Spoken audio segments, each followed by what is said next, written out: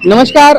आज संपूर्ण महाराष्ट्रामध्ये ज्या प्रकार पाऊस हा थांबलेला होता आणि आता कुठेतरी आपल्या या परिस्थितीमध्ये अरबी समुद्रामध्ये पोषक वातावरण निर्माण झाले आणि कोकण किनारपट्टीवर आणि ठाणे पालघर ज्या जिल्ह्याच्या किनारपट्टीवर आज बऱ्यापैकी पावसाची आता सुरुवात होणार आहे। भारतीय हवामानाच्या खात्याच्या अंदाजानुसार भारतामध्ये काळामध्ये अल निनोचा प्रभाव अधिक असल्याने सरासरीच्या पावसामध्ये देखील मोठी तूट निर्माण झाली। 90% पाऊस हा भारतामध्ये होणार आहे।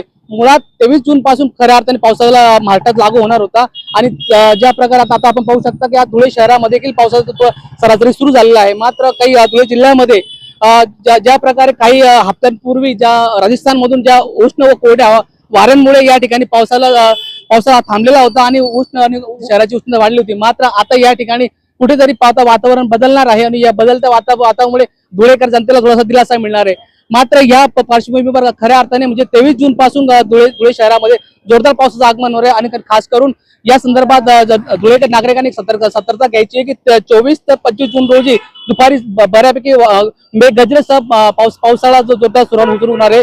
म्हणून आपण लोक घरातून निघताना याची देखील काळजी घ्यावी। तसंच शेतकऱ्यांना वेधशाळेने असा इशारा दिला आहे की मध्यंतरी 80 ते 150 मिलीमीटर पाऊस झाल्यानंतरच आपण खऱ्या अर्थाने मुख्य पेरणीला सुरुवात करावी, अन्यथा आपण सुरुवात करू नये असं देखील या ठिकाणी सांगितलेलं आहे। आणि आपण पाहू शकता की आज धुळे शहरामध्ये एकीकडे सगळं आता वातावरण आता बदलतंय आणि आजचा देखील टेम्परेचर 36.7 डिग्री सेल्सिअस असताना आता येणाऱ्या काही दिवसांनंतर 33 ते 34 डिग्री सेल्सिअस तापमान हे आपल्या शहराचं होणार आहे। मी जितेंद्र, जनसामान्याचा आवाज।